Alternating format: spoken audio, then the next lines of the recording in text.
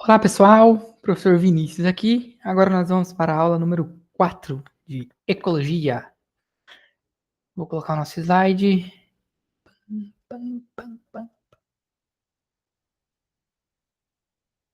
Prontinho. Aula 4, Crescimento e Flutuações Populacionais. Então o objetivo da nossa aula, o que eu gostaria que vocês aprendessem, vocês vão aprender. Compreender os fatores que interferem no crescimento das populações, identificar diferentes formas de crescimento e flutuações, analisar o conhecimento de metapopulação, analisar o conceito de metapopulação e o papel da dispersão e avaliar os impactos humanos sobre as populações naturais. Fatores bióticos e abióticos, né, que são fatores que interferem no crescimento. O crescimento das populações é influenciado por alimento, predadores, clima, doença e espaço. Quando recursos são limitados, ocorrem flutuações populacionais e mudança na estrutura demográfica. Só lembrando, né, para a gente fazer o exemplo, então aqui, quais seriam os fatores bióticos aqui? Os fatores bióticos aqui seria, por exemplo, predadores e doenças. E os fatores abióticos, alimento, clima e espaço, né, que são fatores que não estão diretamente aí, não são intrínsecos do indivíduo, da espécie, né? E os bióticos são fatores aí intrínsecos aí do indivíduo. Tipos de crescimento populacional. Existem os tipos absoluto, vegetativo e migratório. O crescimento absoluto considera nascimentos e imigração, menos mortes e imigração. O vegetativo calcula apenas natalidade menos mortalidade. Já o saldo migratório analisa entradas e saídas de indivíduos. Né? Então, mais uma vez, o crescimento absoluto quer saber geral, né? O crescimento de tudo, não só os nascimentos. Então, ele vai considerar imigração, menos mortes e emigração. Já o vegetativo quer saber quantos nasceram. Né? Calcula apenas natalidade menos mortalidade. Quero saber só como que está esse balanço entre quantos nascem e quantos morrem. Né? E aí já o saldo migratório vai analisar especificamente as entradas e saídas de indivíduos. Estrutura etária e ciclo de vida. Então, fases de uma população. A estrutura etária e ciclo de vida nada mais é que fase de uma população. As populações apresentam 3 grandes faixas etárias: pré-reprodutiva, reprodutiva e pós-reprodutiva.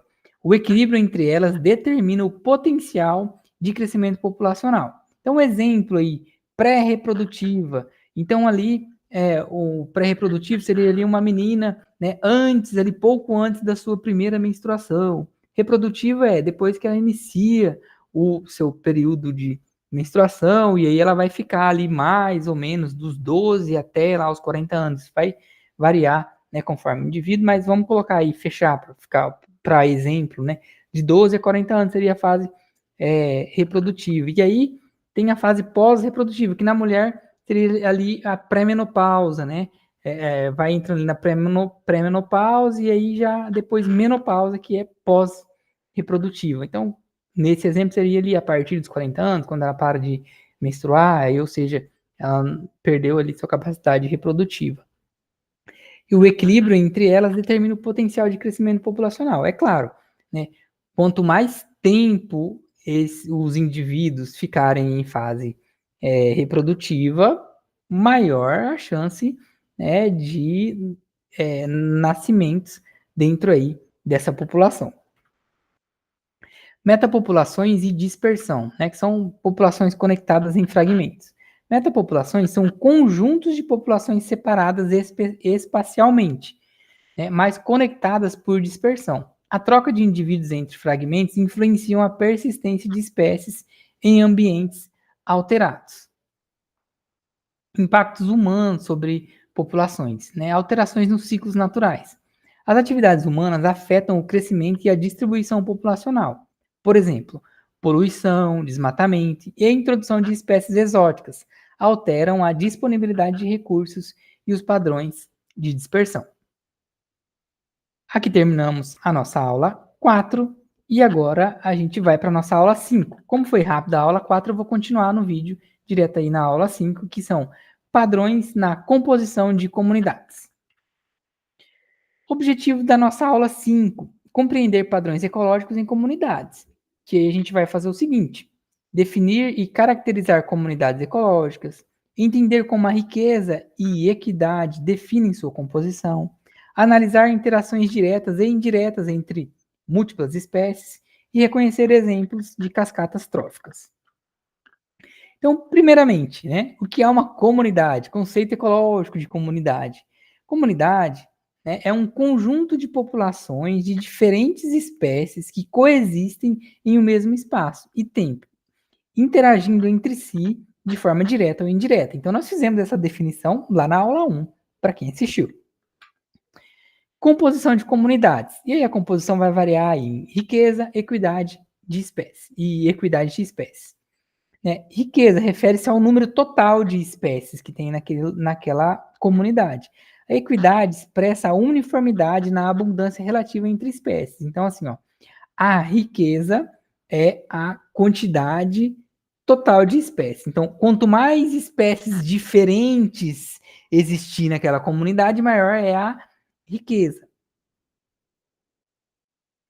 Equidade expressa a uniformidade dessas espécies. Então, assim, se existe aí dentro de uma comunidade, existe uma espécie que tem um domínio, né? Então, existe maior riqueza daquela espécie. Mas em algumas comunidades, né, existe o que a gente chama de equidade, que é a uniformidade na abundância relativa entre as espécies. Então, assim, não existe uma espécie que se sobressai muito sobre o número de indivíduos. Então, comunidades com alta equidade são mais equilibradas e resilientes. É claro, se eu disser que uma comunidade ela tem alta equidade, é porque ela é uma comunidade mais uniforme, né? E com diferentes tipos de espécie, mas que nenhuma dessas espécies sobressai tanto sobre as outras, né? E aí não ocorre desequilíbrio. Se a gente introduz, por exemplo, numa comunidade de alta equidade, se a gente introduzir uma espécie exótica, né? A gente pode quebrar essa equidade, essa espécie exótica pode sobressair, né, das outras espécies e vir a dominar, né? E aí a gente fala assim que naquela comunidade teria uma riqueza daquela espécie em específico, que pode quebrar aí o equilíbrio, né, daquela comunidade. Desafios na amostragem de comunidades, então métodos de rarefação. Amostragens podem subestimar a diversidade. A rarefação é uma técnica estatística que permite comparar a riqueza entre amostras de tamanhos diferentes, corrigindo vieses amostrais. Isso é muito interessante quando a gente vai fazer aí os estudos populacionais. Natureza das comunidades, então delimitação física e biológica. Comunidades podem ser definidas por critérios físicos, como um lago ou uma floresta, por exemplo, ou por interações biológicas, né, que é o conjunto de espécies que se influenciam. A escolha depende do objetivo do estudo. Então, vai depender para que você vai fazer aquele estudo em específico. Aí, dependendo do objetivo, você vai fazer aí o método que melhor se encaixa aí no seu objetivo. Interações diretas entre espécies. Então, competição, predação e mutualismo são interações diretas entre espécies. As interações diretas moldam a estrutura da comunidade. Exemplos incluem competição por recursos, né, por alimentos mesmo. Mais de uma espécie pode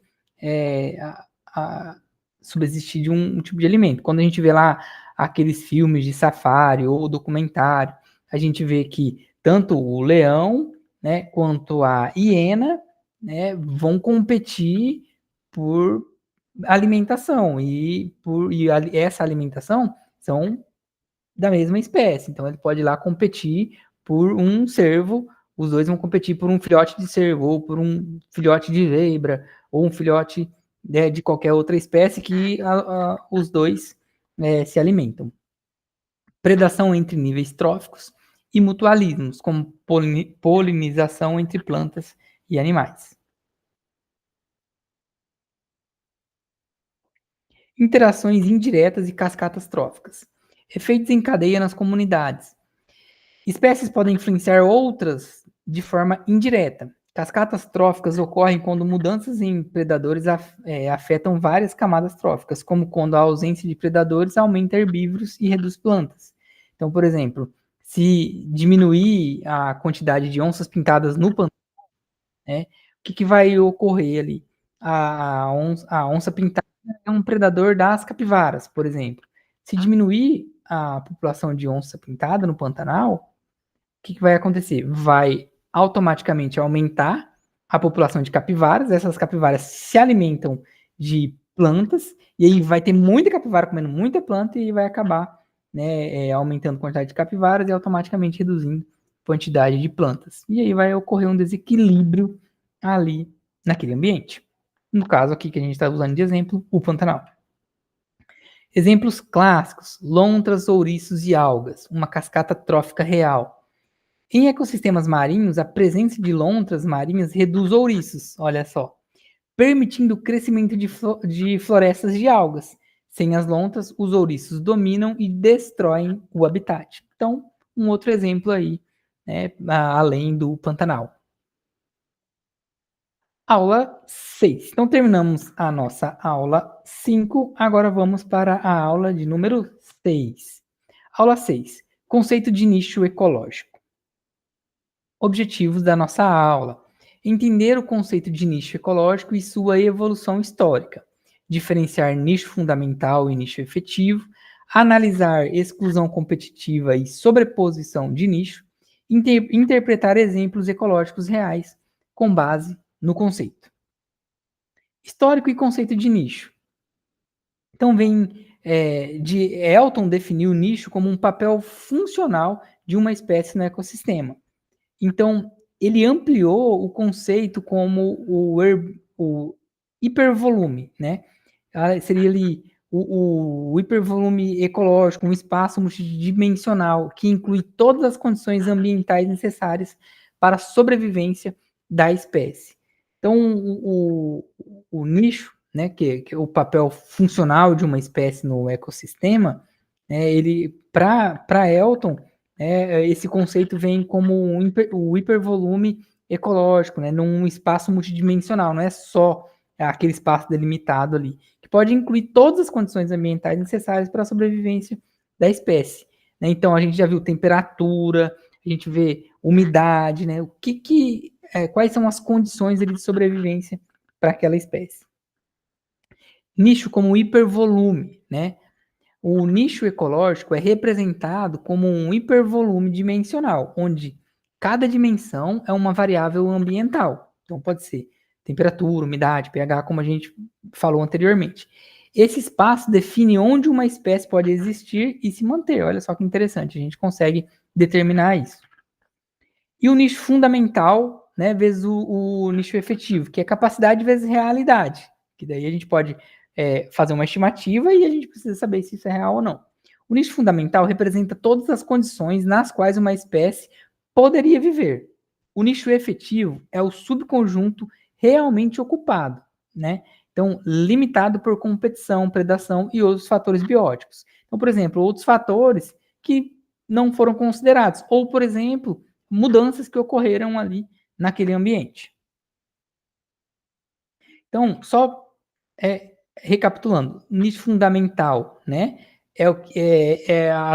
seriam as melhores condições para a sobrevivência de uma espécie, mas ele não é real, eu fiz uma estimativa, né, eu suponho, e o nicho efetivo é realmente, né, quantas espécies vão conseguir sobreviver ali naquele local e com aquelas condições reais que existem naquele local.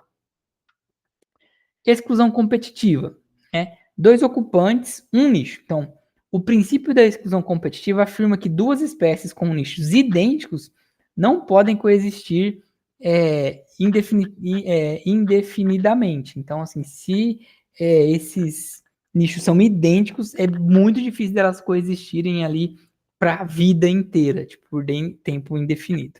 Uma delas será eliminada ou sofrerá deslocamento de nicho, né? Ou vai ter que se adaptar, né? E aí mudar um pouquinho o seu nicho para conseguir sobreviver ali naquele local. Diferenciação de nicho, né? Para evitar a competição direta. Espécies semelhantes podem coexistir ao utilizarem recursos de forma diferenciada, ocupando nichos ligeiramente distintos ou nichos ligeiramente diferentes. Isso reduz a competição direta e promove diversidade. Então, isso vai. É claro que a gente poderia colocar aí como capacidade de, de sobreviver, né, ali naquele local, capacidade de se adaptar a um nicho um pouco diferente para conseguir coexistir, né, naquele local. Isso vai promover também, claro, diversidade, porque daí mais de uma espécie vai sobreviver naquele mesmo, com aquele mesmo nicho. Aquele mesmo nicho, não, meu Deus, desculpa, né? Se mudar um pouquinho o nicho, mais de uma espécie vai sobreviver naquele ambiente. E aí promove diversidade. Evidência morfológica da diferenciação. Forma refletindo função. Mudanças morfológicas em espécies, né, coerentes, indicam diferenciação de nicho. Exemplo, variação no tamanho de bico entre aves que se alimentam de sementes de tamanhos distintos.